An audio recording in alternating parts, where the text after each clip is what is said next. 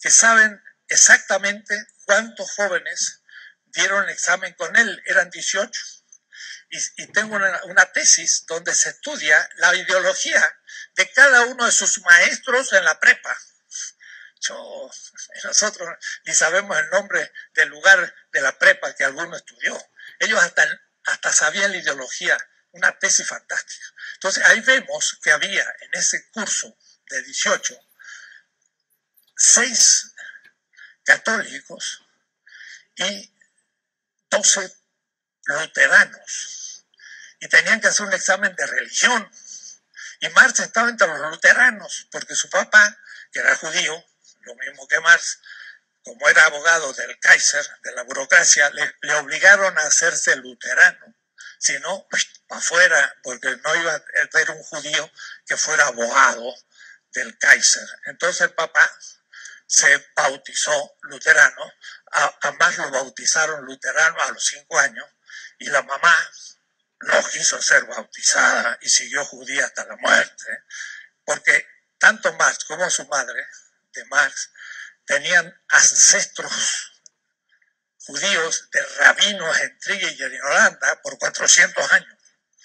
Marx tiene su abuelo rabino y un tío rabino, así que estaba cerquita, ¿no? El papá era más liberal y ya no aceptó. Luego tuvo que hacer un examen como luterano y le dieron, no se escandalicen, lean ustedes eso en el tomo 1 del Fondo de Cultura Económica, Obra Select de Marx, primer texto de Marx, es su examen de bachillerato o de prepa, y se llama hacer un comentario de un texto del Evangelio de San Juan, en donde dice, estamos unidos a Cristo como el sarmiento a la vid. Y en Marx se manda un examen de 2 páginas. Tienen que leerlo. Aunque no crean, está la ontología del capital. Él dice, estamos unidos a Cristo como un sarmiento a la vid. Y tenemos con él una comunidad de vida. ¡Páfata! Esto es todo el capital. La comunidad de vida. Imaginemos una vez más una asociación de hombres libres que en comunidad produzcan. Y él decía comunidad de vida a los 17 años. Bueno, eso que le estoy diciendo, creo que nadie lo ha visto, ni Engels. Hay que leerlo a Marx con otros ojos. Entonces es notable esto porque es una continuidad de su pensamiento formidable. 1835 es examen. Hasta 1843, sus primeros años, Marx era un crítico, pero ponía la subjetividad como fundamento. Entonces le hacía la crítica a la objetividad desde una subjetividad autoconsciente que tenía mucho todavía de hegeliana, aunque ya empezaba a pelearse con Hegel. Pero es interesante porque al fin de esta etapa, por el 42, pasa un joven también de 17 años, junto a Marx lo conoce, a Engels. Pero Engels pasa por París, donde Marx va a salir exiliado en el 43, porque escribió unos artículos contra el zar de Rusia y ahí el Kaiser le cayó muy mal y la policía me lo echó. Así que ya el pobre Marx salió de Alemania y a París. Y en París conoció a Engels y le cayó bastante mal. Le cayó como muy pretencioso este jovenzuelo de 17 años. ¿Y qué hacía Engels? Engels iba hacia Inglaterra, donde iba a instalar una sucursal de la fábrica de su padre. O es decir, no crean, Engels era un capitalista con fábrica y lo va a tener hasta su muerte. Y entonces a los también 19 años llega él a Inglaterra, pero pasa por París y conoce a Marx y luego le envía sus cartas y le envía sobre todo su primer libro, que lo escribe a los 19 años, La condición de los obreros en Inglaterra. Y este es un libro extraordinario. El joven burgués va a ser una sucursal de una fábrica, pero se mete en los suburbios de Manchester y ve la situación de la clase obrera. Debo decirle que lo hizo tomado de la mano de una mujer que va a ser su compañera toda su vida, pero era católica. Entonces diríamos que el origen del capitalismo, la crítica al capitalismo de Engels y Marx, va a ser conducida por una muchacha católica en los bajos fondos de Manchester. Mire qué cosa más extraña. Y esta muchacha lo lleva a donde están los obreros y la situación. Y entonces Engels tiene unos textos extraordinarios de la situación de la clase obrera en Inglaterra. Por leerle algunos.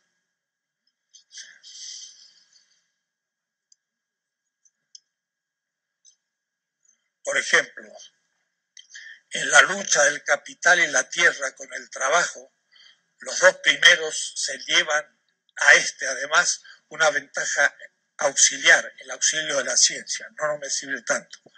En otros textos, antes de introducirme a las máquinas, la materia prima se hilaba y se tejía en la misma casa del trabajador. Con estos inventos perfeccionados desde entonces, año tras año, se había asegurado el triunfo del trabajo mecánico sobre el trabajo manual. La división del trabajo, el empleo de la fuerza hidráulica, sobre todo la fuerza del vapor, el mecanismo de las máquinas, son los tres grandes palancas por medio de los cuales la industria sale adelante.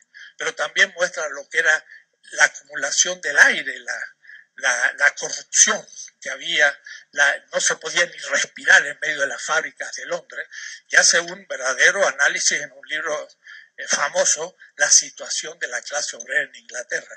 Esto antes que Marx cobre conciencia del tema.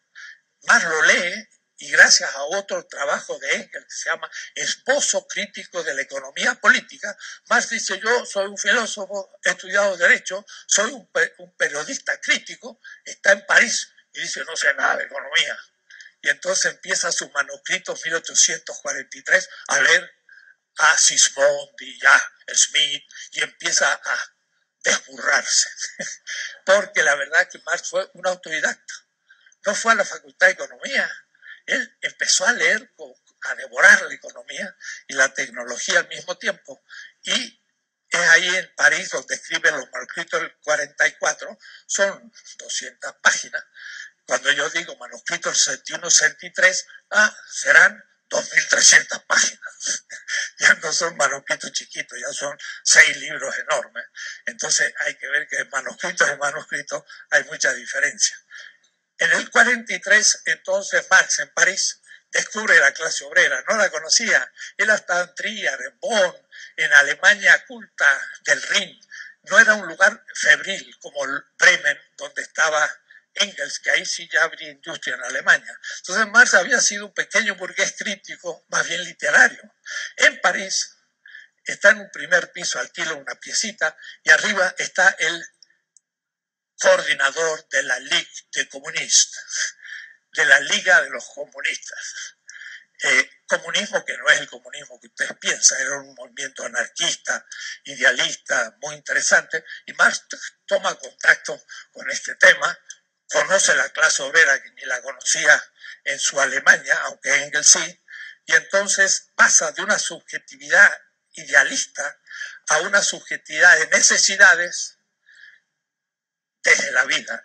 En los manuscritos del 44 de París, él habla de la vida. Somos seres vivientes y por eso necesitamos comer, beber, alimentarnos, tener casa, y hace una descripción del ser humano, no que soy una inteligencia que tiene cuerpo, sino que soy una corporalidad viviente que tiene necesidades. Y hay una ruptura antropológica y ontológica. El ser es el horizonte de la vida. Entonces ahí ya Marx, de una manera genial, el joven que en el 44 tiene 26 años y no había visto nada de economía, miren, hay que ver el manuscrito del 44, qué penetración tuvo de los temas, era una cosa increíble, pero tenía una formación filosófica hegeliana de primera mano, había estado en Berlín y doctor en Jena, que estaba Fichte y estaba Schelling, y Jena era el centro de la filosofía mundial. En la época en que Marx hizo su doctorado, pero por correspondencia. Tampoco muy, por correspondencia. Me envió un trabajo muy bueno, se lo aprobaron, sobre el materialismo de los griegos, que es un trabajo pesado y difícil de entender, el joven, y sacó su doctorado en filosofía en Jena, pero ahí nomás lo expulsan y se va a París. Entonces, en París es donde escribe, no todavía, los manuscritos, pero de nuevo la policía me lo echa y se tiene que ir a Bélgica. Y es ahí donde escribe el famoso manifiesto. Pero cuidado, el manifiesto del Partido Comunista no es de un partido político, sino que sería algo así como el manifiesto para esa sección que se llama comunista en los partidos laboristas y obreros de Europa, porque hay en los partidos laboristas muchas corrientes. Entonces, el Partido Comunista no es un partido, es una corriente interna a los partidos laboristas, que eran ya partidos obreros, y sobre todo en Inglaterra. Entonces hay que tener mucho cuidado. No es la fundación del Partido Comunista, es aclarar una corriente de pensamiento dentro. Y ahí entonces ya sí el trabajo es tomado explícitamente como tema en sus trabajos de la época. En la página 340 podemos leer algo así como lo siguiente. Los obreros no son ni deben ser máquinas de trabajo en la que solo se gastan los medios que son indispensables para mantenerlo en funcionamiento. Se le da de comer, se le pone vestidos, que duerma, así está en funcionamiento, y la mañana siguiente puede seguir trabajando. Poco importa si el número de estas máquinas de trabajo, le llama Arbeitsmaschinen, máquinas de trabajo, es mayor o menor siempre que el producto neto permanezca constante. Sismondi tiene razón cuando dice que, de acuerdo con Ricardo, gran economista, Adam Smith y Ricardo y otros, Sismondi, que también leyó muchísimo Sismondi, justamente los manuscritos del 61-63 empiezan con un texto de Sismondi. Entonces yo me senté en el Museo Británico, que es redondo, una cúpula hermosa que se terminó de edificar, se lo explican los guías del museo, en 1857. Yo dije, qué casualidad, es el año en que Marx empieza los Grundrisse.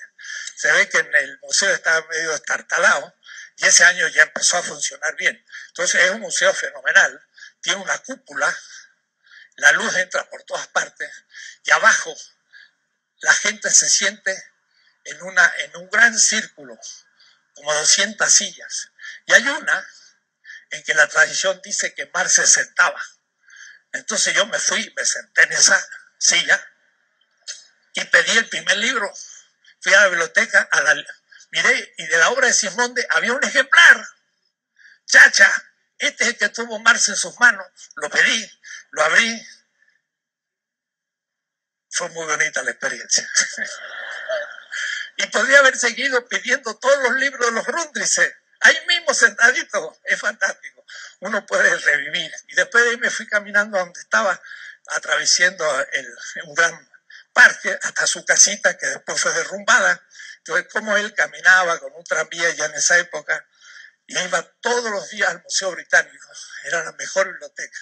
Entonces, él dice, Sismondi tiene razón cuando dice que, de acuerdo con Ricardo, si el rey de Inglaterra pudiera obtener el mismo ingreso gracias a máquinas distribuidas por todo el país, podría prescindir del pueblo inglés. Si las máquinas hicieran todos, no habría. Entonces es el tema actual de los robots. Claro que los robots también hay que hacerlos y hay que mantenerlos. Y eso parece que no hay nada de trabajo atrás. Hay más trabajo que en las máquinas tradicionales. Marx entonces está ya en Londres, trabajando en el 3, y en la página 343 tiene textos muy interesantes. Le voy a leer uno de ellos, que en ese momento ya escribe la ideología alemana. Entonces el hombre mismo se diferencia de los animales a partir del modo en que comienza a producir sus medios de vida. El producto sin sus medios de vida, el hombre produce indirectamente su propia vida material. Miren, tanto está insistiendo en la vida. Y dice, el modo, Weisse, el modo como los hombres producen, ese es el modo de producción. El modo como los hombres producen sus medios de vida depende de la naturaleza misma de esos medios de vida. Ese modo de producción. Y entonces dice, Weisse der Produktion. Es un modo de producir para efectuar la vida. Es un determinado modo de vida. Y dice, ¿de dónde se desprende que un determinado modo de producción Weisse, o una determinada fase social lleva siempre aparejado un determinado modo de cooperación o una determinada fase social? La historia de la humanidad debe estudiarse y elaborarse siempre en conexión con la historia de la industria y del intercambio. Entonces Marx está metido en el tema de la industria y de ahí entonces salen sus trabajos. Antes que eso, antes de llegar a Londres, él fue expulsado de París a Bruselas. Y en Bruselas es donde por primera vez tiene un cuaderno tecnológico amplio. En la página esta mismo, 343, explico el tema, porque él entonces toma ya libros de tecnología y los empieza a sacar muchos apuntes. Y se hacen cuadernos de 200 páginas de puro trabajo de copia y de reflexión sobre tecnología. Si uno lo agarra, diría, un ingeniero, nada que ver con la economía. Él va a decir, esto en total no es todavía economía. La máquina no constituye una categoría económica, como tampoco el buey de Aristóteles que tira el arado. Las máquinas no son más que una fuerza productiva, Produktionskraft. La fábrica moderna, basada en el empleo de la máquina como una relación social de producción, que es el gesellschaftliche Produktionsverhältnis, es subsumida en la economía y entonces sí la tecnología se transforma en una categoría económica. Cuando es subsumida en un proceso de producción, pero ya no de un mero producto, la mesa, sino de una mercancía llamada mesa. Y ahí la tecnología es parte en aquel esquema de las determinaciones que digo, primero dinero, y el dinero compra en el mercado un medio de producción. Pero el medio de producción es materia, la madera de la mesa, y el serrucho o el instrumento para hacer la mesa. Este instrumento es la tecnología en el medio de producción y el otro elemento es el trabajo y esto va a producir un producto, la mesa. Ahí está la tecnología subsumida en el proceso del capital, de la valorización del capital, porque yo tengo que comprar tecnología. Y la ciencia también tiene que pagarla. ¿Cómo? Dándole beca a los investigadores para que estudien. Y eso es costo. Y eso también se hace tecnología, es costo y forma parte del valor de la sierra o la máquina que corta la madera mucho más rápido o una máquina automática que le pongo la madera de un lado y sale la mesa del otro. Eso ya es alta tecnología hoy. Pero eso también tiene su costo. No es gratis. Entonces, ahí ya él empieza a estudiar y en La miseria de la filosofía muestra la relación entre la división del trabajo y la maquinaria. Cada máquina produce un efecto determinado. Y ahora, en cambio, ya no se necesita conocimiento particular para hacer una mesa, porque se la hace la tecnología. Mientras que antes el carpintero tenía que saber muy bien qué tipo de mesa, cuáles eran las vetas, cómo había que cortarlas, pensaba si estaba húmeda o no húmeda, y una buena mesa era un buen carpintero. Ahora, en cambio, una buena mesa es de una fábrica que tiene perfecta tecnología y que hacen los obreros. En el lugar máximo, apretar unos botoncitos. Y entonces ya no se necesita ninguna expertise. Cualquiera lo puede hacer. Entonces ya no necesito buenos carpinteros, necesito a alguien simplemente que toque los botones. Y es un trabajo abstracto, porque toco un botón y sale una mesa, y toco otro botón y salen 10 metros de tela. Porque la máquina es la que hace todo y el obrero está vigilando que funciona. Entonces, el obrero pierde capacidad de el dominio del proceso, que es el tradicional trabajador, que si no es carpintero no lo puede hacer nadie. En cambio, apretar botoncito lo hace cualquiera, y ahora esa máquina es el capital. Y el obrero se enfrenta a él. Y entonces yo le llamo el rostro metálico del capital, porque el patrón no se ve, no lo ve nunca el obrero. Lo que ve es esta máquina que le está haciendo trabajar duro, que tiene un ruido horrible, que no le permite después dormir por su ruido, y entonces dice, maldita máquina, y rompe la máquina muchas veces, porque cree que ahí está el enemigo, y el enemigo está muy tranquilo en su casa, en algún barrio muy bien, sin smog y sin nada, y entonces esa máquina es el capital, pero que enfrenta al propio obrero, que es capital en tanto trabajo, porque los dos han sido subsumidos y enfrentados, la máquina naturalmente y el obrero alienadamente.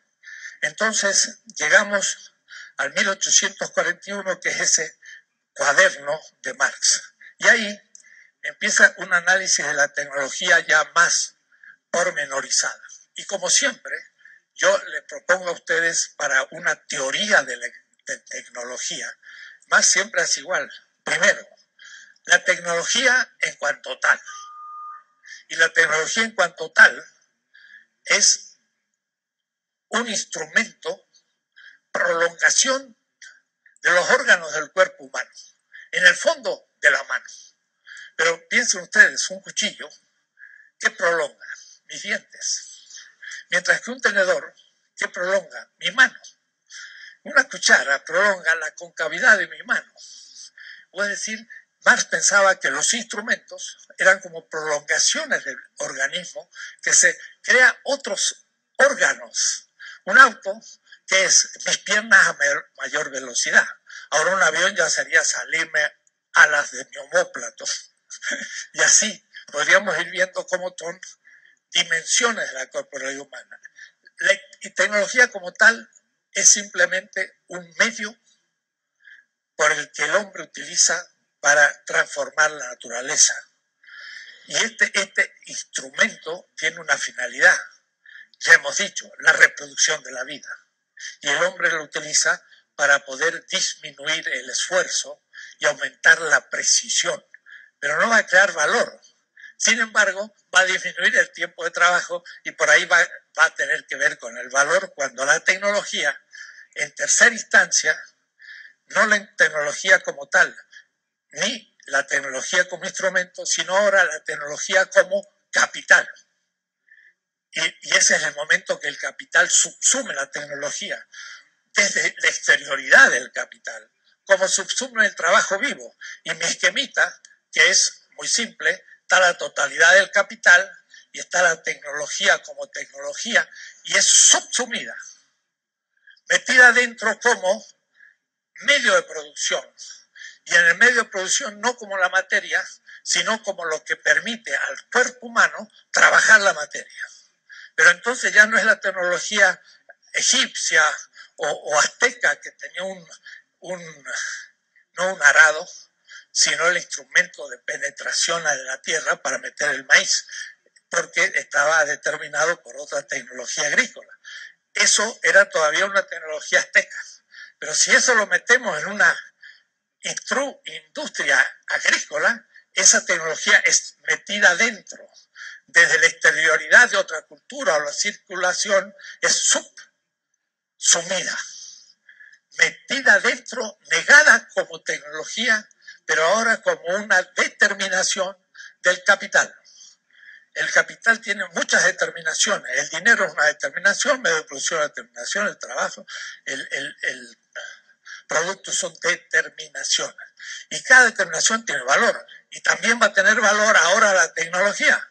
Pero miren, ahí analizan ese cuaderno y yo lo explico largamente en la página 3 58, el dinero se gasta en salario y el dinero acumulado se gasta en la madera y en el instrumento. En este momento, cuando yo compro la sierra para hacer la mesa, eso es capital constante. ¿Qué significa?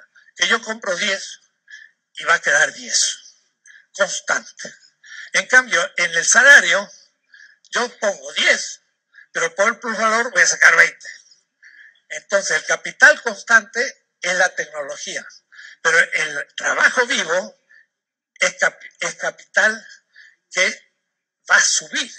Entonces, ya no es capital constante, sino un capital que crea valor. Y de ahí entonces ya el dinero cumple dos funciones, como capital constante y como capital variable. El capital variable es el que se pone como salario. Pongo 10 y saco 20. En cambio, en el capital constante pongo 10 y son 10. Capital constante y capital variable son determinaciones de la circulación, porque estoy todavía en el mercado. Voy al mercado, compro madera y compro tecnología y gasto dinero. Eso es capital, cuidado, esto es capital constante. Mientras que el salario es capital variable. Estoy en la circulación, pero después paso de la compra a la fábrica, la producción. Y es aquí entonces donde Marx dice, tan ufano el capitalista, va hacia la fábrica donde dice, nothing except business. Aquí ya no es posible sino business. Es el entrar al infierno de Dante. Aquí ya la esperanza ha desaparecido. Y entra ahí. Y entonces ya el capital constante, ¿en qué se transforma? En capital fijo. Otra categoría. Porque aquí el capital circulante no aumenta. Pero en la producción, el capital puesto en tecnología no crece tampoco, ni circula. Está fijo en la máquina. Porque yo compro la máquina y hago 1000 mesas. Una mesa y sigue la máquina. 2 mesas, sigue la máquina. 3 mesas. Claro, cuando dice 1000, la máquina se gastó. Y ya hay que comprar otra. Y la única pregunta que más le hizo a su amigo Engels, que era un burgués que producía, le dijo, ¿cómo tú calculas para comprar una máquina nueva? O es decir, ¿cómo concibes esto? El capital fijo, que Engels ni sabía lo que estaba trabajando Marx, porque Marx hizo todo el capital, tomó uno y Engels solo intervino en esta pregunta. Responder la pregunta, ni la hizo porque no sabía para qué le hacían la pregunta. ¿Cómo hace para...? Y él dice, yo tengo que ir calculando, porque si yo produzco 1000 productos y la máquina se me acaba, quiere decir que en realidad ese capital fijo no era tan fijo, también circulaba, pero circulaba muy lentamente, 1 en 1000, porque se iba gastando. En cambio, la madera que yo compré, la madera, se la puse a la mesa y se me fue toda. La mesa, la materia, es capital circulante, porque el valor de la madera pasó a ser valor de la mesa todo. En cambio, el valor de la máquina no pasó, sigue estando la máquina. Y a la noche, cuando todos se van, dice Marx, el monstruo reposa y su alma se ha ido, que es el trabajador. Y a la mañana siguiente, ese monstruo dormido, el obrero le vuelve a dar la vida y empieza a funcionar dentro del capital. Si se quedara así, se derrumbaría, destruiría y no sería más capital. Si no hubiera el trabajo vivo que lo va a resucitar y le va a poner el alma, dice Marx, a la máquina. Pero después de ser trabajo fijo, es todavía capital productivo, porque eso es el que produce realmente. Parte de el capital productivo no es lo mismo que el capital circulante. Y entonces la tecnología es parte de capital productivo, y en ese sentido es la composición orgánica del capital. La proporción de tecnología que tiene un capital le permite descubrir qué desarrollo orgánico tiene el capital y qué va a producir eso. Eso va a producir la composición orgánica, que es lo que va a determinar la competencia. Porque un capital que tiene poca tecnología produce con mucho o con poco valor. Si tiene mucha tecnología, produce con más valor o con menos. Con menos, cuidado. Es lo contrario de lo que puede pensar el sentido común. Tiene mucha tecnología, produce con menos valor. Claro, usa menos tiempo para producir lo mismo. Ah, ¿produce valor? No. Permite que el trabajador ahorre trabajo. Marx es racional y dice, si hay otra fuente de valor que no sea el trabajo, la economía se vuelve irracional.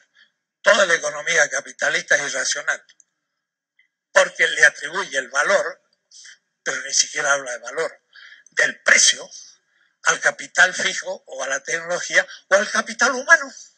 Y al llamarle al salario y al trabajo capital humano, desapareció el trabajo y solamente queda dinero. Es el salario, el capital, es el costo. Y ahí está la diferencia. El costo del trabajo para el capitalista es igual al salario y es igual a lo que el obrero produce como valor. Marx dice, el costo del salario no es igual al valor que produce. ¿Por qué? Porque el salario está pagando parte del trabajo como fuerza de trabajo, pero no paga el trabajo vivo que produce plusvalor. Y entonces el valor no es igual al salario, sino es el salario más el plusvalor. Y eso se le desaparece al capitalismo. El capitalismo ha hecho una fetichización de la circulación y no le aparece nunca cuando explota al obrero. Y entonces está fetichizado, significa no ve el tema. Marx lo muestra y en eso es crítico.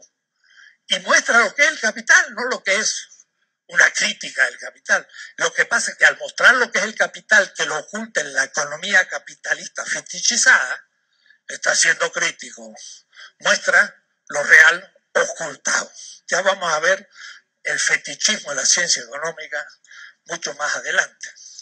Entonces, ese tecnología como integrante del producto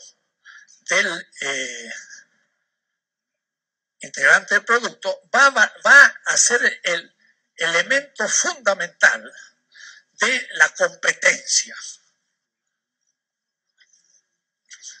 La competencia entre capitales singulares, uno que compite con el capital singular 2. Y también entre una rama de la producción, uno que compite con la rama 2. Este tema, a mi entender, fue descuidado por la izquierda. A tal punto que ya vamos a leer la tesis 10, lo que dijeron grandes economistas marxistas, que no hay lugar teórico, tal cual, para la teoría de la dependencia en el marxismo, porque es una teoría burguesa. Y yo voy a leer después el texto de Marx y el pobre Agustín Cueva va a quedar espantado. En fin, es un tema fundamental, porque hay que explicar por qué México es pobre, no solo por qué el obrero es pobre.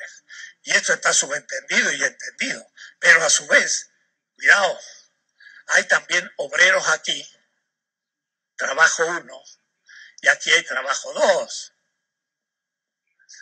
Entonces no es lo mismo una rama de la producción en México que una rama de la producción en Estados Unidos, porque este gana $1,000 y este gana 150.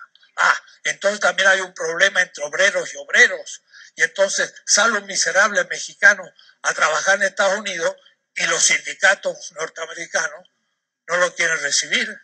Y además, como está muerto de hambre, se ofrece a poco precio y claro, le sirve de competencia a los que ganan salario más justo porque han luchado durante un siglo con sus trade unions. Entonces las trade unions toman a los ilegales como enemigos y la verdad es que el pobre ilegal no lo sabe, pero lo es porque se ofrece a menor precio y entonces les baja el precio a los otros y es inevitable, pero entonces, ¿qué pasó acá? Hay también un problema, una lucha interna en la clase obrera que no es mundial.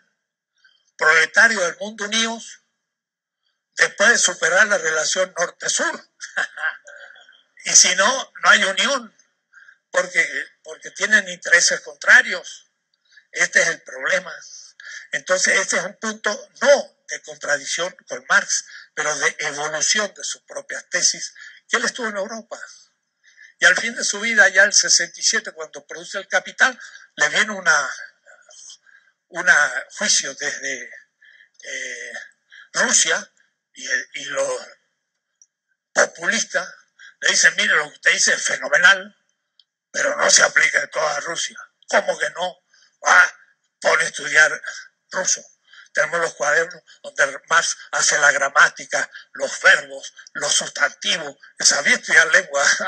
y al año está leyendo la bibliografía de los Dostoyevskis, de los populistas rusos, Danielson, y empieza a leer el tema campesino ruso, la Ochina, que son comunidades originarias de 1000 años, comunitarias, y entonces dice, vaya, esto no existe ni en Inglaterra, ni en Alemania, ni en ningún lado nuestro, y se pone a estudiar, y está de acuerdo con Danielson, y entonces le escribe la Sazulich, y el fundador del partido comunista en Rusia, y le dicen, de la China se puede pasar directamente al socialismo, y Marx se le planteó un tema de que, entonces escribió un texto, no, 5 textos, y al fin le manda el 5, en 1872, y dijo, se puede pasar de la China comunitaria directamente al socialismo sin pasar por el capitalismo. Los populistas felices, los fundadores del partido, la Sazulich, completamente desorientada, agarró la carta de Marx, 1872, la puso en un cajoncito y desapareció. 1924 se descubrió en un cajoncito, la carta de Marx estaba contra el Partido Comunista Ruso a favor de los populistas. Marx, populista.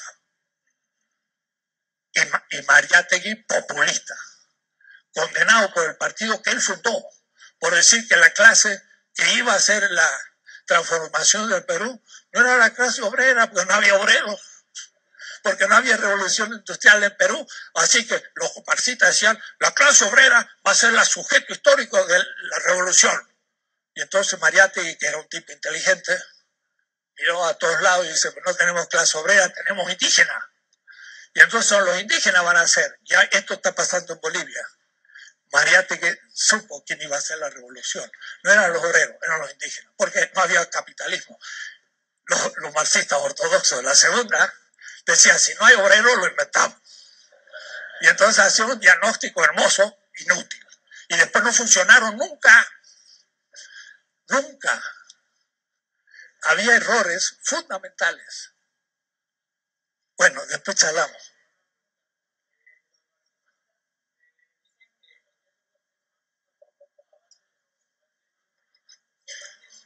¿Cómo?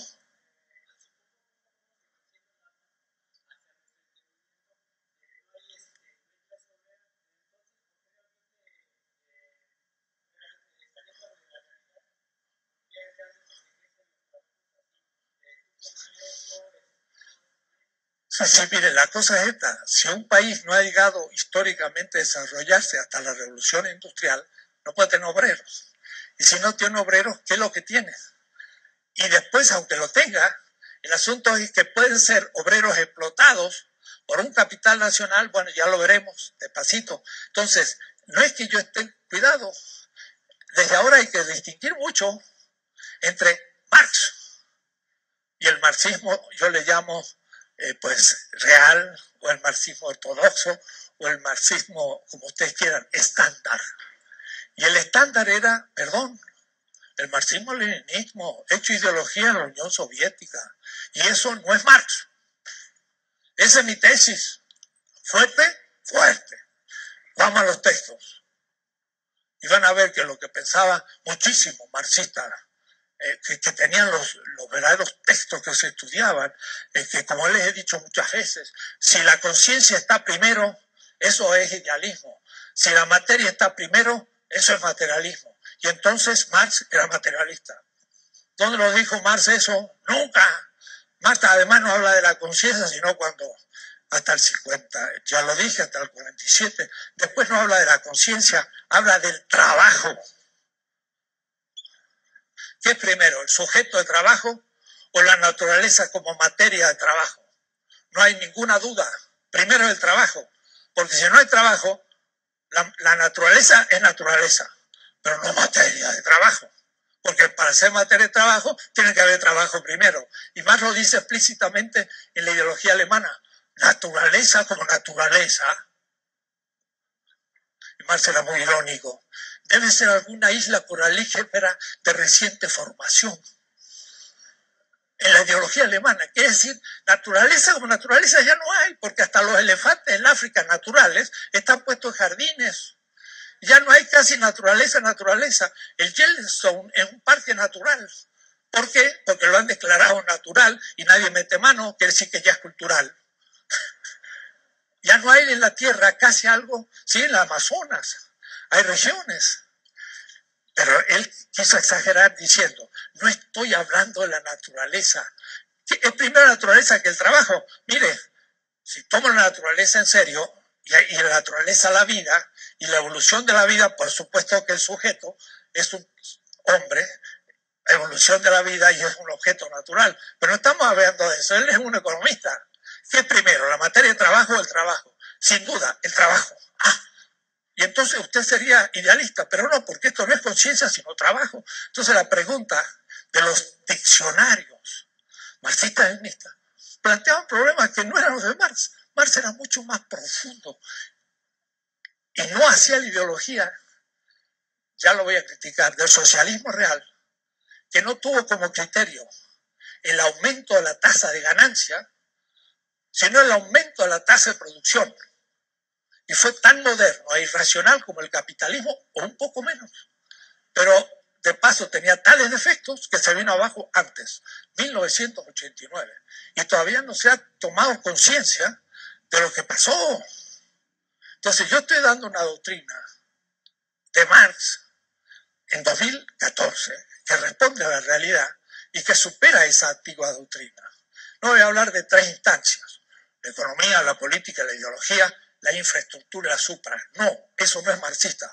Me dicen que sí, le hago un semestre, pero yo se lo he mostrado al profesor de marxismo de Berlín, que Marx no tiene una teoría de la infraestructura y superestructura, no la tiene. Unos textos aislados de la ideología alemana en su juventud que ahora se ha puesto en cuestión porque la ideología alemana fue un libro compuesto por el leninismo en Rusia, que ahora sale una edición alemana por primera vez de Marx y es completamente distinto. Y en ese libro se basó muchas cosas. Bien, en ese trabajo, en el apéndice, yo entonces muestro qué significará la liberación de la economía del capital. ¿Cómo saldrá la economía como subsumida para realmente servir para la vida? Pero entonces tiene que tener otros criterios. El criterio de la tecnología es el aumento de la tasa de ganancias, ya lo verán después. Y esto lo deberían saber los ingenieros, porque a veces los ingenieros creen que están en lo concreto. Y uno de ciencias sociales, ellos están en lo abstracto. ¿Saben qué es lo contrario? Yo le digo, usted, ingeniero, ¿está en qué? Yo siempre pongo un ejemplo, no importa que sea el mismo. Yo estoy en la investigación de un aceite que resista altas temperaturas. Un tema. Ah, pues yo le digo, qué bueno, qué interesante, y él puede dar la fórmula química y todo. Muy bien. ¿Para qué sirve ese aceite? Ah, ese aceite sirve para máquinas de alta temperatura. ¿Ah? ¿Y ese aceite y esa máquina, para qué sirve? Bueno, en la mayoría de los casos se usa, por ejemplo, para la industria textil. ¿Ah? ¿Y para qué sirve la industria textil? Ah, para producir género. ¿Ah? ¿Y ese género qué se hace? Se vende. ¿Dónde? En el mercado. ¿Sabe lo que es el mercado? No, yo soy técnico de aceites. Claro, esto es una abstracción. El aceite concreto que me mancha las manos es una abstracción. No lo entiendo, si no lo dice Marx, hay que ascender de lo abstracto a lo concreto. Pero lo abstracto es la parte y lo concreto es el todo. Yo estoy hablando aquí. Entonces, si un fulano está hablando, está dando unas cosas, ¿qué es lo que hace? Está dando una clase. ¿No? ¿Y de qué? De economía. Y entonces se entiende la clase dentro de una totalidad pedagógica. Si yo no pienso en la totalidad pedagógica, no entiendo lo que estoy haciendo aquí. Si yo me pongo a bailar, estoy dando una clase de danza. Pero si me pongo a bailar ahora, usted va a decir, está loquito, no tiene sentido. Y no tener sentido no significa no tener significado. Porque ustedes ven que yo danzo. Eso es el significado. Pero el sentido es, no cumplo con la función de la parte en el todo. Esto es una clase de filosofía de economía y no de danza. Quiere decir que usted se puso a hacer un acto para otra totalidad concreta, pero no para esta. La totalidad es lo concreto y la parte es abstracta. La silla que están sentados es abstracta. Lo concreto es el auditorio que explica la forma de la silla. Esta no es una silla de mi comedor, ni la silla eléctrica, ni la silla del juez, sino una silla muy particular y no muy cómoda, pero podría ser mejor, porque podría tener el banquito para escribir, que sería más pedagógico. Pero la silla es abstracción. Yo haciendo de la silla al todo auditorio, y el todo auditorio es el concreto que me explica la forma de la silla y la función de la silla. La gente piensa que hay que partir de lo concreto para subirse a la abstracción del concepto. Veo muchas sillas y tengo el concepto de silla, haciendo de lo concreto a lo abstracto. Marx dice lo contrario, haciendo de lo abstracto, que es la silla. ¿Por qué es abstracta? Porque no sé qué significado tiene. No la distingo de las otras sillas. Y lo concreto es el aula, que ahora es el todo que me explica la forma de la silla. Lo dialéctico es pasar de la parte al todo, la parte es abstracta y el todo es concreto, y del todo a la parte explico la parte. Bueno, no le veo un curso de lógica dialéctica, de la cual en esta universidad casi no se da clases, sino el profesor Mario Rojas. Pero hay muchos analíticos que creen que el concepto se forma partiendo de lo concreto, y más que usted dice lo contrario, es muy difícil. Se absiente de lo abstracto a lo concreto. Entonces, sé lo que es la tecnología si sé lo que es el capital. Los ingenieros tienen que estudiar lo que es el capital para saber lo que hacen. Y si su tecnología es en base al capital o en base a la vida humana o en favor de los más necesitados, entonces si yo hago una tecnología ecológica, esa es válida. Si sigo quemando petróleo, eso no es válido. Pero por un principio antropológico y económico, tenemos que avanzar mucho a llegar a tener una universidad crítica. Significa saber poner nuestra carrera abstracta en lo concreto de una sociedad. Bueno, me he extendido demasiado porque era 1 hora, pero he hecho 1 hora y media de este tema. Entonces, pero me parece importante.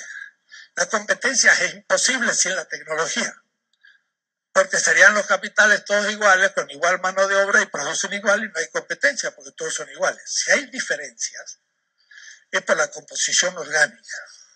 Y esto también permite entender el tema del valor relativo. El plusvalor absoluto se conseguía haciendo que el trabajador trabaje más. Le pago 5, trabajo 8 horas, me da 3 de plusvalor. Pero le exijo 9 horas, me da 4. Le exijo 10 horas, me da 5 de plusvalor. Eso es plusvalor absoluto. Más tiempo, más trabajo. Si los organizo mejor, ya comienza a ser más complicado. Porque entonces, si están mejor organizados, no pierden tanto tiempo, producen algo más, la cooperación. Pero realmente lo que va a influir para permitir quedar el mismo tiempo de trabajo y sin embargo aumentar el plusvalor es la tecnología. Porque entonces, si yo le pago 5 y me trabaja 3 horas más, si yo ahora le pongo plusvalor, en realidad antes producía un producto y ahora hace 2 productos gracias a la tecnología. Quiere decir que en el primer producto había 5 de salario y en el segundo producto hay 2.50. ¿Por qué? Porque he producido 2 en vez de 1 al mismo tiempo.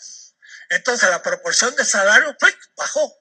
Y si bajó el salario, tengo más ganancia, porque si conservo el plusvalor de 3, pues ahora el plusvalor 3 es 1,5 y voy aumentando la proporción. En el textil, que donde se puso las primeras maquinarias, no porque sí, sino, y ya lo explicaré después, porque era el producto más universal, porque la comida es muy difícil de estandarizar por el capital, y lo están haciendo ahora estos que son vendedores de comida norteamericana, el Burger Boy y esto, logran estandarizar, que nunca se había podido. Pero al principio lo que la humanidad tiene son vestidos. Entonces la tela era un producto universal. Pero en la tela, piensen ustedes, el algodón costaba 10, pero el 90% era el tiempo que se llevaba para hacer un producto por 100. Porque era un trabajo a mano y hilito por hilito, y tenían que cada metro durar muchísimo y era muy caro, claro.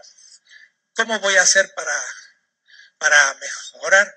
Voy a bajar la proporción del salario, que sea mucho menos que antes, y entonces ahora de pronto gasto, ya veremos, y me queda mucho más ganancia. Entonces la máquina lo que hace es bajar la proporción del salario. Y parece que crea valor. No, lo que pasa es que en el mismo tiempo, ¿qué pasa? Miren cuántas cosas, despacito. Primero, la división entre subsunción formal y subsunción material. A un indígena que en México, en un ergasterio o en un lugar para trabajar y producir lana, tejido, digo, ¿qué se le daba? Se le daba la lana y se le daba comida, y se lo ponía en algún lugar, y ella iba tejiendo. Y al terminar esa tela se la llevaba el patrón y le daba la comida y más lana, y seguía trabajando. Entonces, eso era plusvalor. Cuidado, ya se producía plusvalor según la tecnología tradicional, de madera y a mano, producir tela. Entonces, el proceso productivo, el trabajo vivo de la indígena, subsumido en el capital, hacía un proceso de trabajo, y este proceso de trabajo materialmente tomaba la máquina tradicional. Y claro, producía un metro de tela con muchísima proporción de comida, en este caso que era el salario. Pero había que alimentarla 2-3 meses para que produjera 2-3 metros. Entonces era muy caro. Esa es subsunción formal.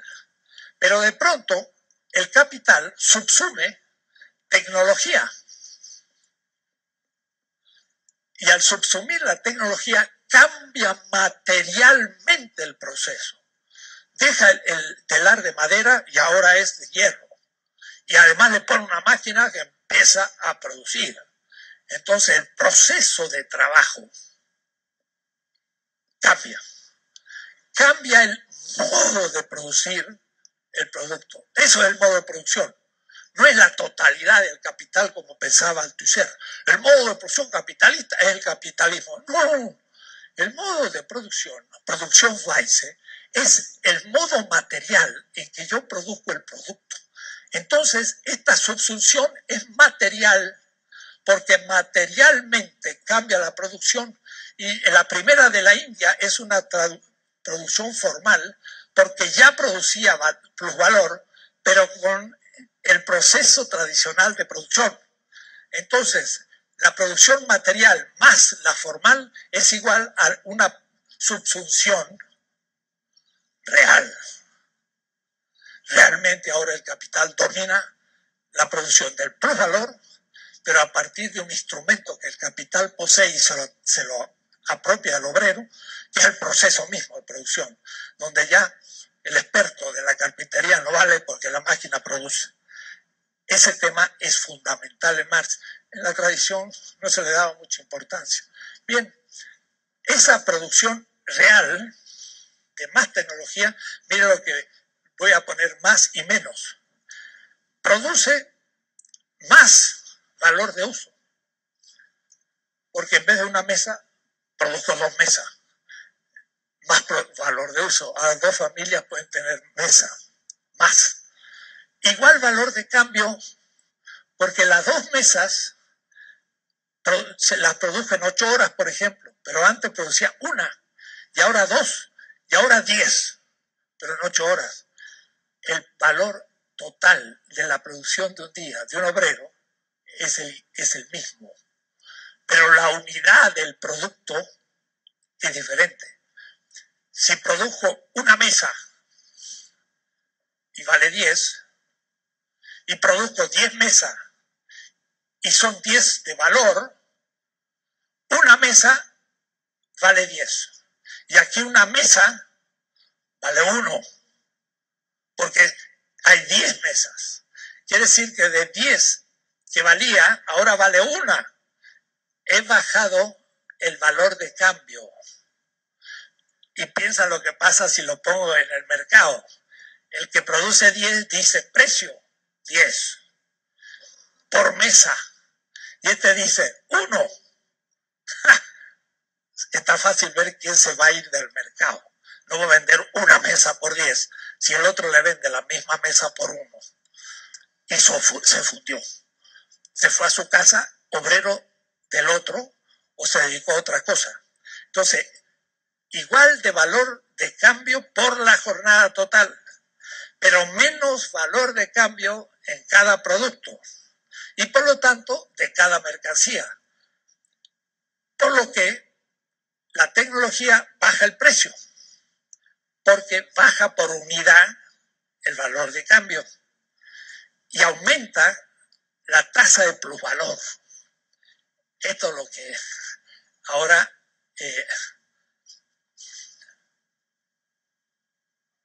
vamos a tomar. Este tema lo debía explicar. Todo lo que estoy ya expresándome es en terminología de Marx. Y los veo a ustedes como se pierden. Me miran y dicen, ¿cómo? Baja, sube, ¿qué es lo que sube? ¿Qué es lo que baja? No entiendo.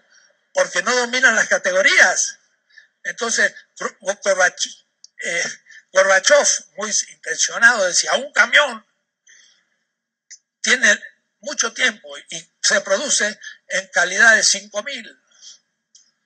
La verdad que tendría que decir, el camión vale 5.000 horas de trabajo. Pero lo que pasa es que ese camión en otro lado con mejor tecnología se hace en 2.500 horas de trabajo. Todo el camión. Quiere decir que este camión tiene la mitad del precio y es el mismo camión. El valor de uso es igual. El valor de cambio de este es menor en 50%.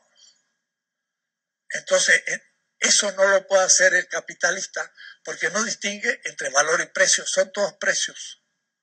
Entonces, no tiene una categoría que le permita ser crítico. Eso Marx lo tiene clarísimo. Y Gibbons, 4 años después de Marx, en su teoría de la economía política, elimina el valor, y al eliminar el valor, usted piensa en precios. Y al pensar en precios, piensa desde el mercado. Y pensar desde el mercado, se acabó el obrero, el plusvalor y todo, y queda oculto el misterio de dónde sale la riqueza. Marx lo muestra. Cuidado, esto es una tarea importante. Entonces, miren, para dar cifras así completamente pedagógicas, pero para que se entienda, miren cómo es. Si un capital paga 50 de medios de producción, que es madera y la sierra, más 50 de salario, y pongamos que explota al salario 100%, saca 50 de plusvalor. Esto es 100%. ¿Por qué? Porque le paga 50 y saca 50. ¿Me van siguiendo? Pongamos ahora que gasto más en tecnología, 70. Y entonces ahora de salario pago menos, 30. Porque ahora reduje la proporción del salario porque tengo más tecnología. Pero si saco 30 de plusvalor, 100%, ha pasado algo muy importante, que la tasa de ganancia ha cambiado. ¿Por qué? Porque aquí de 100 saqué de ganancia el plusvalor que pasa de la producción a la circulación, 50. Igual, de 100 que puse, saqué 50, saqué el 50% de ganancia. La tasa de ganancia se calcula de la totalidad de la inversión. Yo pagué 50 de medios de producción y 50 de salario, es 100. Gané 50 que no sé de dónde salió, pero yo el valor de esto era 150. Y entonces me dio 50 de ganancia, puse 100, saqué 50, saqué el 50%. En cambio ahora es 130, porque aumenté lo que gasto en la sierra, pero eso me disminuye lo que gasto en plusvalor, y el plusvalor sigue siendo 100%. Pero como yo calculo la ganancia del plusvalor sobre el total, 100, ahora de pronto el porcentaje que me da es exactamente 23%. Saquen la cuenta. 30 dividido, no sería 30%. 30 dividido 100, 30%. 30. O es decir, miren qué misterioso cambio. Antes sacaba 50% de la tasa de ganancia y ahora saco tasa de ganancia 30. Ya voy a explicar qué pasa. Pero miren el problema.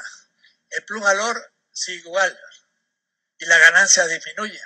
Pero la gente, como no tiene valor como categoría y no tiene plusvalor, no ve la tasa de explotación. Y Marx escribe en inglés, pero cuando él dice rate of exploitation, y lo escribe en inglés siempre. Exploitation es explotación. No es una categoría económica, es ética. El obrero es explotado en el 100%, en este caso.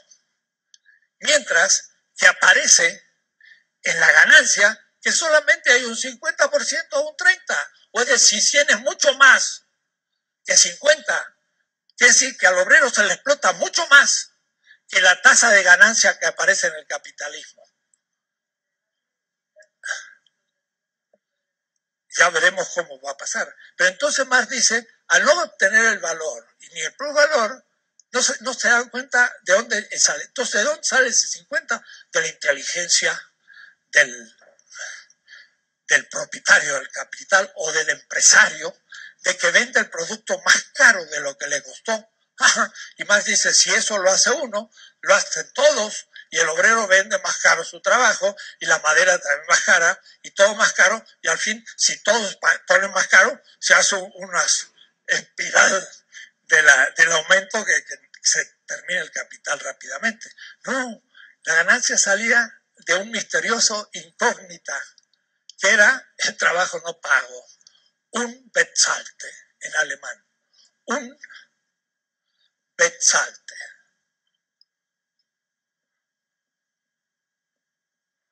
Arbeit. Trabajo no pagado. ¿Y eso cómo se llama?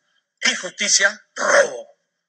El capital es una ética, además de ser ciencia, y eso el marxismo tradicional nunca lo presentó. Creía que era ciencia y la moral era para la burguesía, porque Marx criticaba la moral burguesa que justificaba todo lo que se veía en el mercado, pero no sabía lo que pasaba atrás. Entonces era una ética, ya lo voy a explicar, del mercado. Eso va a ser Adam Smith y sobre todo Hayek, Milton Friedman, hoy el presidente del Banco de México y todos ellos son fetichistas. Trabajan sobre el monetarismo apariencial de la circulación. Nadie habla de la producción ni del obrero. No tienen categorías. No hay una facultad que la sepa explicar. Entonces, rate of exploitation significa tasa de explotación. Qué extraño. Tasa es una proporción matemática, pero de explotación es ética. Entonces yo diría, si hay 100% de explotación en los dos capitales, hay la misma tasa de explotación en los dos. Entonces, la competencia iguala los precios, pero causa, por eso, una transferencia de valor de un capital a otro. Y entonces se produce no solo una explotación del obrero, sino se va a producir también una lucha entre capitales. Y había lucha de clases entre el burgués y el capitalista. Pero Marx, y le voy a leer el texto, habla de lucha entre burgueses también.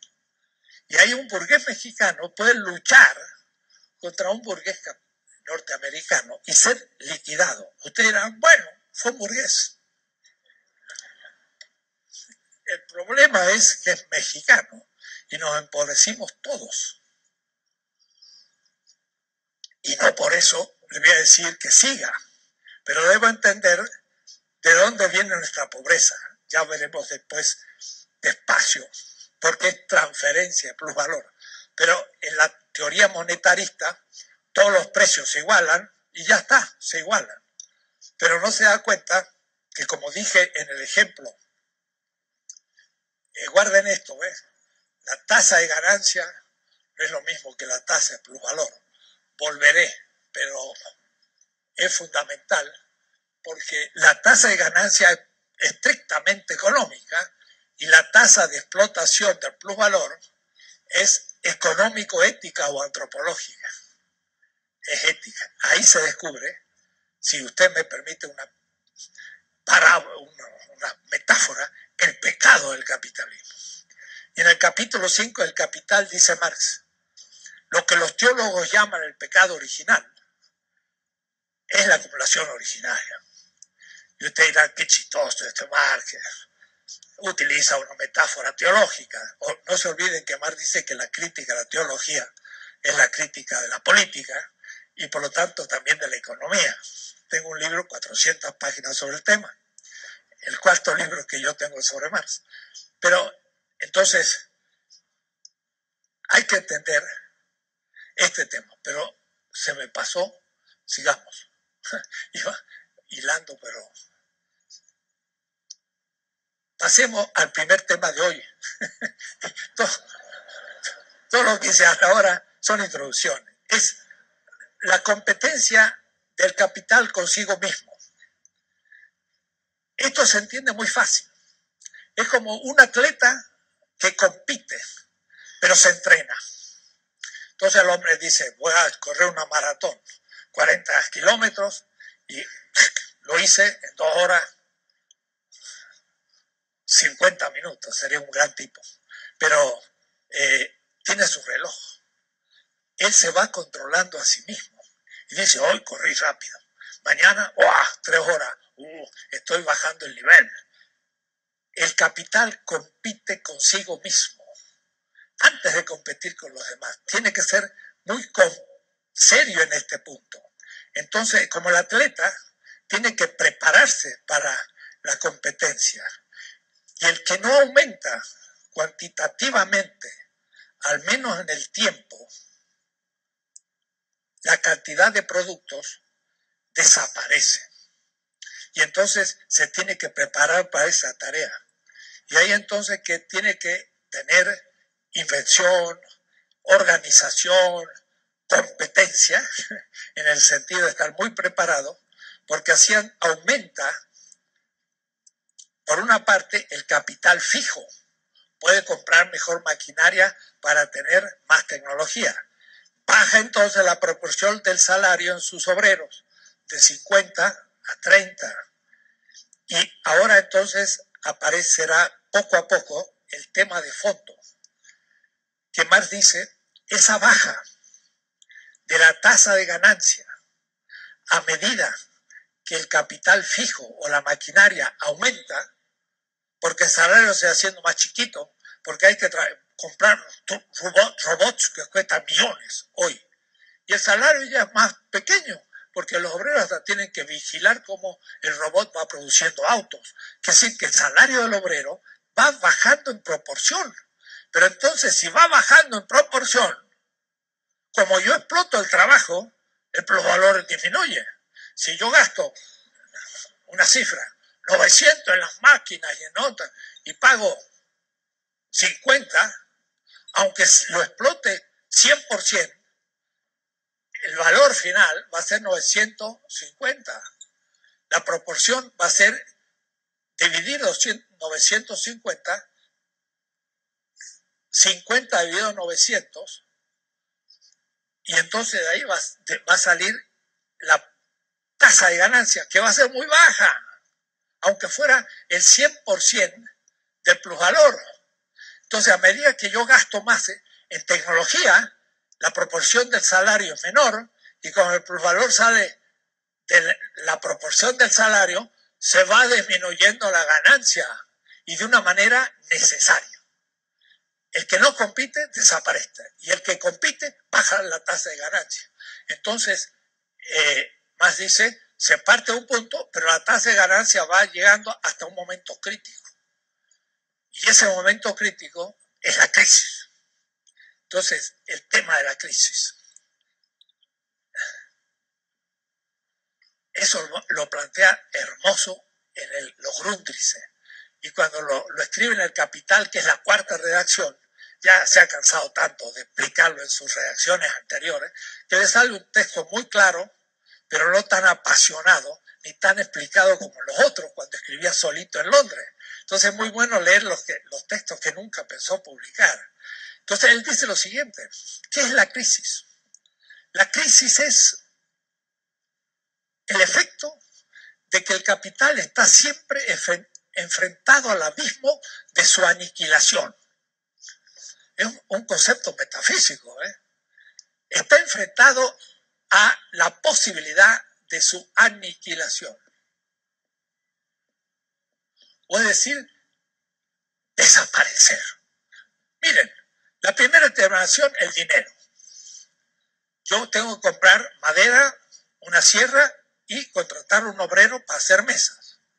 Y si no encuentro madera, porque hay escasez, ya no puedo comprar madera, ya no puedo hacer mesas, ya no puedo hacer negocio, me quedé con el dinero en la mano, se me está desvalorizando. El pasaje de cada determinación a otra determinación es la posibilidad de una crisis. Puedo tener medio de producción, compré la madera y la sierra, pero no hay obreros, porque están todos trabajando o se han ido, entonces no hay, o me piden tanto que no puedo, crisis. Trabajo. Hago un producto, lo pongo en el mercado, es la mercancía, la ofrezco y no la vendo. ¿Qué hago con las mesas? Lo voy a usar de fuego cuando tenga frío. Se me aniquiló todo lo que puse. Si no puedo vender el producto, se me terminó. Cada paso es la posibilidad de la desaparición. Lo vendo y lo pongo como dinero, con ganancia. Pero el banco no me da ningún interés. Como ahora, los bancos no dan interés. El gran negocio no dan interés. ¿Por qué? Porque hay una crisis mundial y no salimos de esa. Entonces, lo pongo, pero en el fondo, ¿qué hago? Si lo vuelvo a meter en el ciclo, pues llego a una superproducción y la gente no puede comprar. Es lo que pasó en el 73. Se producía demasiado, la gente no podía comprar, les sobraba dinero. ¿Y sabe qué hicieron? Vendieron dinero. ¿Cómo? Le hicieron préstamos a México. Miles de millones de dólares. ¡Ay, qué bonito! Los dólares que me están prestando, ¿ven? Realmente no sabían qué hacer con el dinero. Había una baja de venta de la producción. Les sobraba dinero. Corrompieron a las élites de nuestros países. Les dieron el dinero y decían, no se preocupan, pueden sacar una cuenta en un banco de Estados Unidos. Y nuestras élites, el dinero que se dio de préstamos allá en el 73, que era ya en la época de López Portillo y demás, empezábamos a tener enorme cantidad de préstamos que la élite lo robaba en la corrupción y lo ponía en los bancos. O es decir que había vuelto el dinero de Estados Unidos, lo único que ahora tenemos que pagar la deuda. En el FOBAPROA ya fue el harakiri final, donde un economista como Cedillo hizo una enorme deuda que seguimos pagando a 14.000 millones por año, que es todo lo que podríamos usar en el desarrollo de un país, el 18%, 20%, dése en cuenta, alguien que tiene que dar el 18 o 20% de su producción, no es dinerito que sale en maquinita, es la producción. No hay desarrollo posible. Noruega es un país riquísimo. No tiene un peso de deuda. Nunca lo hizo. La gente anda con suecos por la calle. Parecen campesinos. Y es uno de los países más ricos del mundo. Nunca contrayeron una deuda. Tienen petróleo, menos que México, pero lo venden bien. Y además, poquito. Lo reservan. Cuando esté 10 veces más caro, ahí van a ir sacándolo. Nosotros ya no tendremos. Nos lo sacó el capital privado, extranjero además. Algo espantoso. Bueno, por decir entonces que tenían dinero, nos lo prestaron y claro, sacaron un rédito inmenso, porque primero volvió a ellos. Por ejemplo, el dinero de los países árabes, el Arabia Saudita, los jeques de los grandes lugares petroleros, están en contra de Occidente y la modernidad y la sexualidad, son fundamentalistas, pero no saben nada de economía, no han leído Marx. Entonces, económicamente, los miles y miles de millones que sacan del petróleo lo ponen en Suiza, en Nueva York, en Londres. Hacen una capitalización fenomenal de los otros. Les sobra dinero, pero después, si lo quieren gastar, hacen fastuosas ciudades en el desierto, que cuando se les acabe el petróleo, van a ser monstruos en el medio del desierto, que se van a llenar de arena y se van a ir destruyendo con los años, porque no pueden sobrevivir. Pero ahora están gastando como grandes jeques. Y en muchos lugares son pobres. La gente, y Gaddafi en cambio tenía $17.000 per cápita, el país más desarrollado del país árabe, y lo destruyeron. Mal ejemplo, el dictador, y todos se la creyeron. Pero además lo destruyeron y se apropiaron del petróleo. Los franceses ahora explotan el petróleo de Libia. ¿Y quién habla de Libia? Está completamente destruida. El país más avanzado de Europa. Ah, que tenía un dictador. No, era un jeque, como la tradición. Los árabes han tenido ese tipo de gobierno. Ah, no es democrático. No todos son demócratas. Lo van a hacer con el tiempo, pero no con una guerra como la que le hicieron, porque ahí los destruyeron como democracia y como tradicional y los robaron. Pero quiere decir entonces que uno puede investir el dinero en otros lugares y perderlo para el capital propio, pero ayudando a otros. Entonces, la crisis es en cada instante. Entonces el capital está exigido a meter su dinero en la producción de la mercancía, aumentar la mercancía. Y claro, miren ustedes después lo que va a pasar ecológicamente. Ecológicamente, esa tecnología usa quemar petróleo, tanto por la electricidad como por las máquinas y por todo. Produce una cantidad de productos de la propia producción que en un proceso entrópico. El petróleo que era útil se transforma en inútil y además en anhídrido carbónico que nos mata. Y entonces, de pronto, la tecnología que se subsume debe ayudar a bajar el valor del producto para que tenga menor precio. Pero está quemando el petróleo, que es como si fuera diamante. Lo siento, tengo que aumentar la producción. Pero esa producción que aumenta es irracional, porque tiene que lograr aumentar la tasa de ganancia. Pero está creando una situación de muerte para la humanidad. Bush dice, lo siento. Y Obama, lo siento. Y todo el capitalismo, lo siento. Y siguen creciendo. ¿Hasta cuándo? Es un problema. Es ya un monstruo mortal. Y la lógica no se puede parar. Es el aprendiz de mago. Le dijeron, llene el pozo. Y el pozo. Y más agua, más agua. Y empezó a subir el agua de Mickey en la película Fantasía de Walt Disney y seguía metiendo agua y seguía porque era aprendiz de mago. Pero el mago le dijo cómo se ponía agua, pero no dijo cómo podía dejar de ponerla. No le indicó cuándo tenía que pararse. El capital no se puede parar. Y si se para, queda aniquilado. Es una ley. Es el aumento de la tasa de ganancia. Sin embargo, tiene una tendencia a la disminución por el aumento del costo de la tecnología que inevitablemente hay que hacer. Entonces, claro, cuando se produce una crisis, tiene que partirse de una nueva invención y de una nueva uso de la energía que permite hacer un nuevo proceso. Se abre una proceso, pero ya a veces ya no hay muchas posibilidades.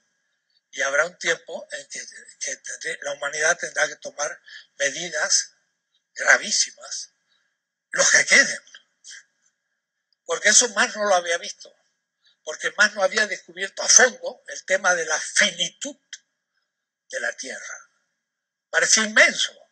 Bueno, la Tierra tiene capacidad de reciclar todo.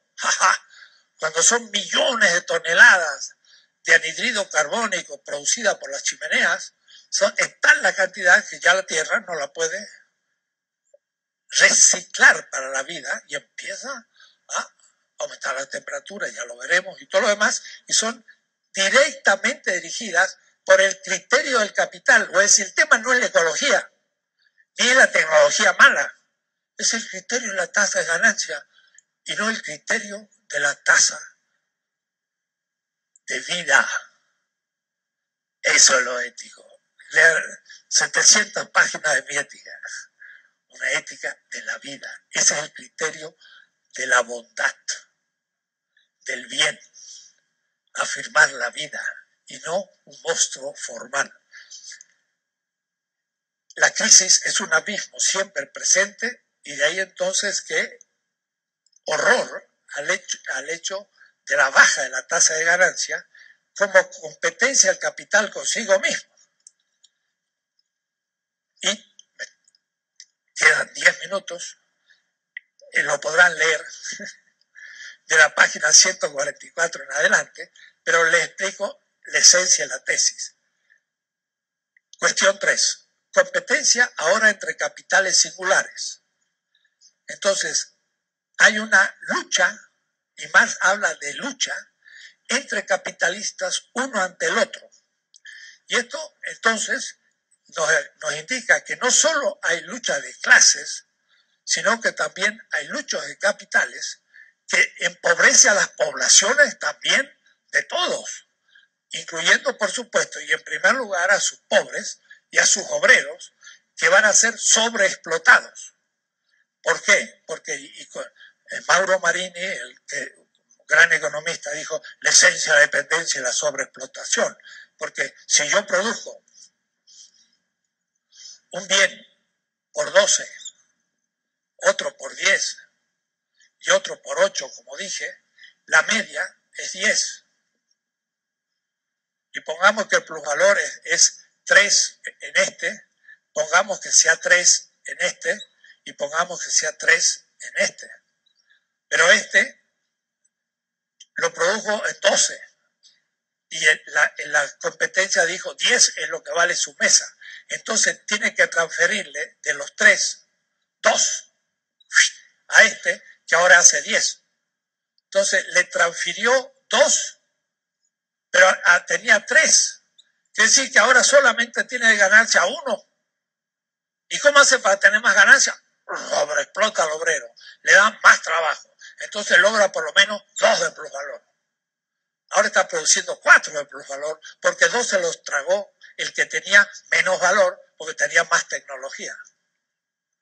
Entonces, el obrero también sufre y la población de esta competencia. No es que sufre el burgués mexicano, sufre México. Y eso a veces apareció como una doctrina burguesa. Pero se olvidaron que era un pueblo el que sufría y se empobrecía, porque la élite va a seguir viviendo mejor, va a sobreexplotar al pueblo y va a llegar a una situación como México, que el 55% está debajo de la línea de la pobreza de Amartya Sen. Amartya Sen, si ustedes quieren, con Y, gran economista, premio Nobel, que dijo hay una línea de la pobreza, pero no es por el dinero, es, por ejemplo, miren, por el peso del feto.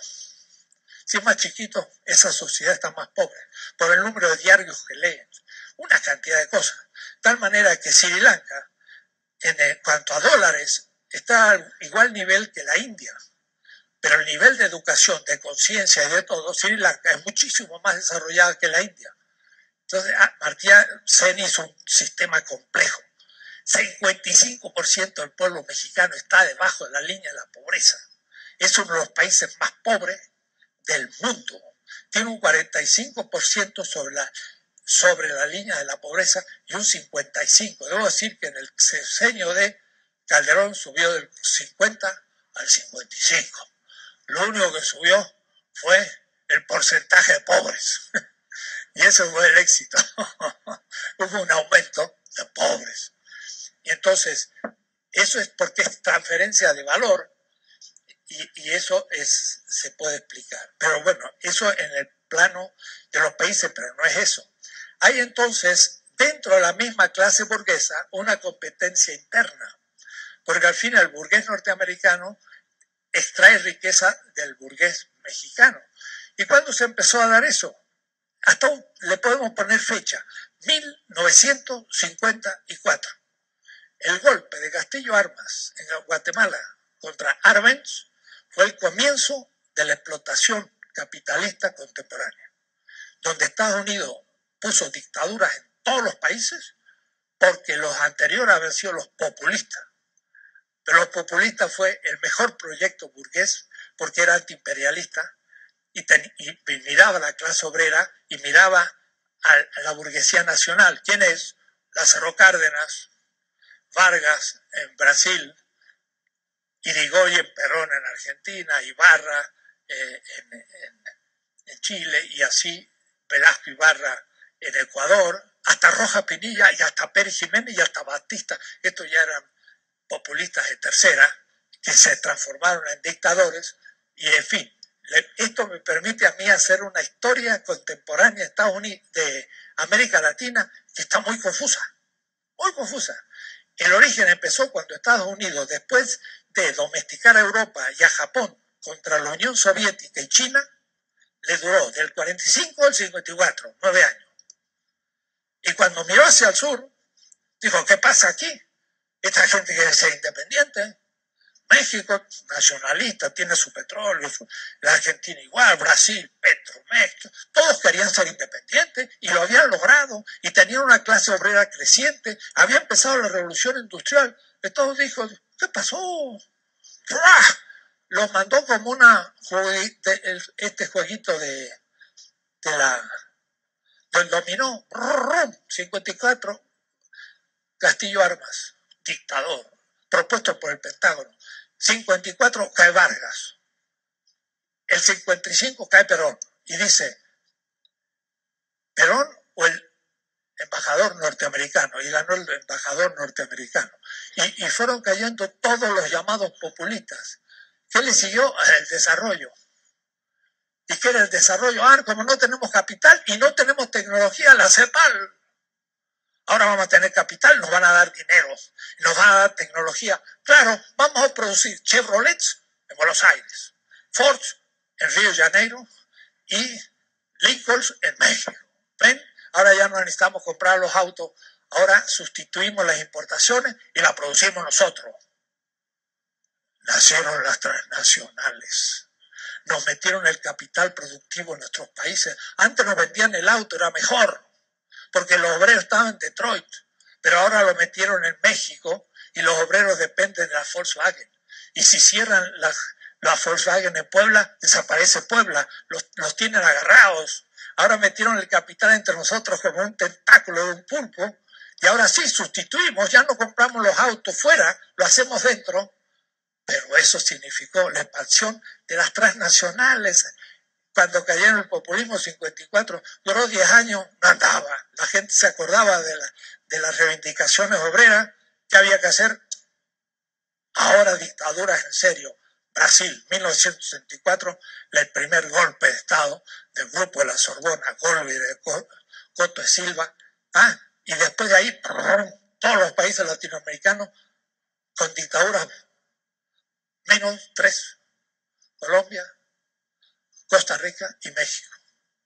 Por eso vine a México, porque no tenía dictadura militar, pero su política económica era igual.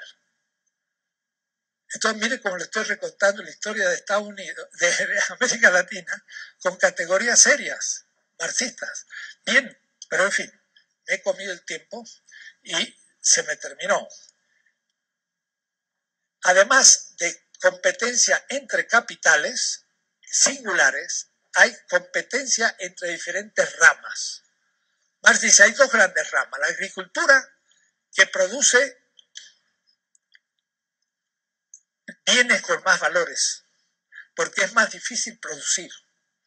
Y en cambio la industria produce bienes en general con menos. Es decir, la rama agrícola tiene un precio mayor que la rama industrial.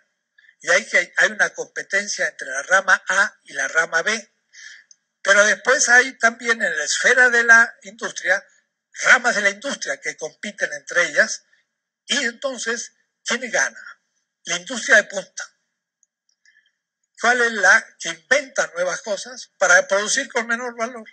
Y ahí yo indico tres grandes revoluciones que son como justamente esto, acotarse a un sistema y volver a empezar con otro tipo de energía y otro tipo de tecnología para poder producir, y otro nuevo. Tenemos por lo menos tres grandes revoluciones que le permiten al capital volver a aumentar la tasa de ganancia.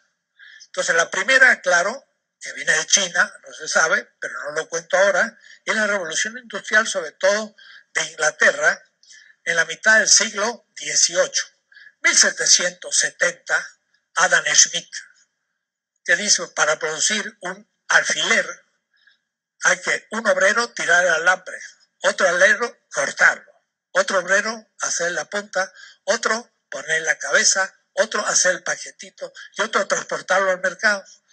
División del trabajo. Hume también habla de la división del trabajo. Locke no. Entonces entre Locke, que es un capitalismo mercantil, y Hume, en Inglaterra está la revolución industrial, lo mismo Adam Smith. Entonces la historia de la filosofía, cuidado, hay que saber quién es precapitalista industrial y quién es postcapitalista, y los científicos igual, y toda la ciencia está determinada por esto. Entonces la gran Industria de punta fue la máquina, y sobre todo la máquina a vapor, que en sus componentes es chino también. Y los productos de esta primera gran revolución fue el textil, pero también las armas. Los chinos no producían armas en tal cantidad ni les interesaba. Los ingleses vendieron armas al zar, a los chinos, a todo el mundo. Entonces fue un negocio. Y al mismo tiempo, esto empieza ya a ser la utilización de la gran energía, era el carbón.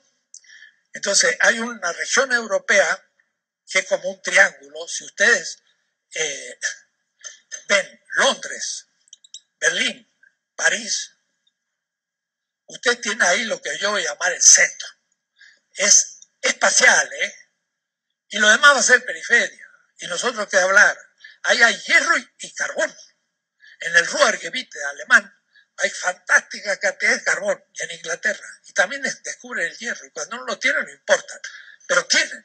Entonces hierro, carbón, produce las máquinas, textil, armas, y esa es la primera revolución industrial que da enormes posibilidades. Y ahí entonces el colonialismo es tecnológico. Pero nosotros nos conquistaron en el siglo XVI, antes de todo esto. Inglaterra toma Calcuta en el 1780, plena revolución industrial, y empieza a expandirse en África y en Asia después de la revolución industrial. Son colonias de hace 2 siglos. La nuestra tiene 5. Nosotros venimos de un capitalismo mercantil, y por eso que empezamos la revolución tecnológica con Cárdenas, con Perón, con Vargas, 1930. Azcapotzalco tenía 18.000 habitantes y ahora tiene 1 millón. Eso es la clase obrera. 1930, y ellos habían empezado en 1750. Bueno, atrasaditos, ¿no? Es como dice Octavio Paz en El laberinto, que cuando llegamos ya estaban levantando los platos del festín. ¿Ya? Cuando estaban apagando las luces, llegamos nosotros al festín, pero ya era tarde, estábamos atrasados. Y entonces colonialismo tecnológico del cual nosotros no nos beneficiamos por ser una colonia de un país del sur de Europa que no entró a la revolución industrial hasta 1890, la generación del 90 en España. Entonces nuestro problema fue, como algunos patriotas pensaban, mejor ser colonia de Inglaterra y no de España. Claro, Inglaterra es la revolución industrial y España se quedó fuera, y un país subdesarrollado más que nosotros. Segunda revolución industrial, ahí ya entra Estados Unidos y entra Alemania. Y hay nuevas energías, sobre todo la energía eléctrica. General Electric, Siemens. Todo eso son nueva energía eléctrica, y ahora se usa el petróleo, no el carbón. Entonces, empezamos una nueva etapa de entrada de Detroit, pero también del Ruhrgebiet, te digo, la parte más industrial de Alemania, y sigue Inglaterra, pero ya hackeada por los otros y compitiendo con ella, ya de igual a igual, o habiéndose dormido sobre los laureles, superada por ellos. Pero entonces el teléfono ayuda, el telégrafo, la máquina eléctrica y todo lo que terminó siendo la radio y hasta el cine. Y la tercera gran revolución industrial que la estamos viviendo es una revolución electrónica. Entonces ya la energía es de otro tipo. Ya comienza a ser también la energía solar. Se vislumbra como posible. Y entonces ahí entran nuevos factores. Por ejemplo, Japón. Japón entra en esta industria al principio por pura imitación y luego se pone a la punta de la electrónica a muchos niveles, y ahora la China, etc. Y esto sí es una transformación cuasi cualitativa, porque el mercado va a cambiar de naturaleza, va a cambiar de naturaleza de las relaciones humanas por el descubrimiento electrónico. Entonces estamos en esta edad donde el petróleo va a ir dejando lugar, porque ya hemos llegado al tope en algunos lugares y no vamos a tener demasiado petróleo en el futuro. Así que habría que guardarlo y no sacarlo a lo bruto. Yo digo, y además venderlo en bruto. Yo digo, vender el petróleo en bruto hay que ser muy bruto. Y eso es lo que hacemos nosotros. Mire, Fox propuso crear una una refinería, destilería para otras cosas, el alcohol, refinería en Centroamérica, para que los capitales pusieron la refinería y nosotros enviáramos nuestro petróleo para que ahí se produjese la gasolina, los plásticos, el aceite, y luego lo comprábamos nosotros 5 veces más caro. ¿A quién se le ocurre una barbaridad así? Pues se le ocurrió a él, y después vino el siguiente y dijo, vamos a hacer una, y todavía no se supo dónde, un sexenio, y no decidieron ni dónde la iban a hacer. Estamos comprando petróleo y perdiendo toda la venta comprando gasolina y vendiendo petróleo en bruto. Ahora, ¿eso de dónde viene? Bueno, eso hay que pasar a la política. Es una traición, es una corrupción total, porque la cabeza no puede estar tan equivocada.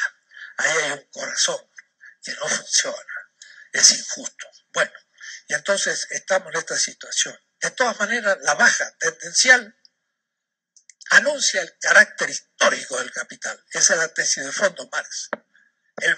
El capitalismo no es un sistema eterno. Evidente, ¿no? En el ser humano no hay nada eterno. Si es histórico, tiene etapas y va a morir.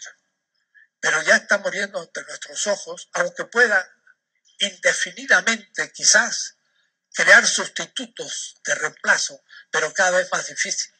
O es decir, cada crisis que yo enmarcaba empieza una nueva etapa, pero esta misma va así. O sea, la próxima ya empieza más bajo y la próxima más bajo, porque ya hay menos recursos, hay menos posibilidad y hay también más conciencia en la humanidad. Y entonces en la misma humanidad no deja que ya se engañe así. Ahora, hay salidas y bien racionales.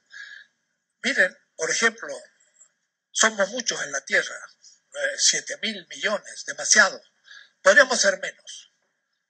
Pero ¿qué es lo que hace el sistema? Permite que nazcan y los mata vivos en la pobreza. No vamos a matar a la gente. Pero ¿y por qué no limitamos el nacimiento? Como lo hacen por ahí los chinos, a medias. Es difícil, hay problemas. Pero una cosa, que haya menos nacimientos no es antiético. Pues es una decisión de la humanidad. En una generación que un matrimonio tiene un hijo, reducimos el 50% de la población. Y en 25%, y ahí ya sería suficiente para vivir. Pero bueno, va a ser muy duro. Y estamos en manos de un monstruo que no sabe cómo frenarse. Y esto es lo que nos toca ver. Baja tendencial de la proporción tasa de ganancia muestra el carácter histórico del capital y por lo tanto se vislumbra una etapa que yo llamaría transcapitalista en un mundo transmoderno, porque la modernidad tiene entre sus dimensiones al capitalismo. Un gran colega piensa que podría haber una modernidad transcapitalista o postcapitalismo le llama. Yo en el trans estoy criticando al postmoderno, que es eurocéntrico y todavía es capitalista. Todos, desde Bátimo a todos los que ustedes quieran, son críticos, pero críticos parasitarios de la modernidad y del capitalismo. Llamo transmodernidad a una nueva edad del mundo, más allá de la modernidad que nació en 1492 y más allá del capitalismo que nació ya en las ciudades europeas, que creció con la acumulación originaria del capitalismo, del colonialismo que a su vez contribuye para la revolución industrial y que sigue contribuyendo. Porque se dice centro-periferia, desarrollado, subdesarrollado, pero no son temas. Está superado. Esos son los temas del año 60, liberación, Frente de Liberación Nacional. Qué bonito cuando los zapatistas usaron de nuevo la palabra ejército de liberación. Eran los zapatistas, los sandinistas, en Marruecos, en Algeria, Franz Fanon. Yo soy de esos, del 68. No hablábamos de emancipación. Se emancipa el hijo cuando llega a ser adulto Y dicen esto muy bien Antonio Negri: la emancipación es llegar a ser lo que ya se era. La liberación es llegar a ser lo que no se era. Un esclavo llega a ser libre. Y entonces adulcoran la palabra liberación y la hacen la emancipación, Habermas. Intereses emancipatorios. Y ya es una palabra buena, aceptable. Liberación, esto está más fuerte. Pero por suerte está el ejército zapatista que dice de liberación. Eso es mucho más fuerte. ¿Cómo liberamos a la humanidad del capitalismo? Va a venir de a poquito en la tesis 14, 15, 16. Pero ya lo veremos.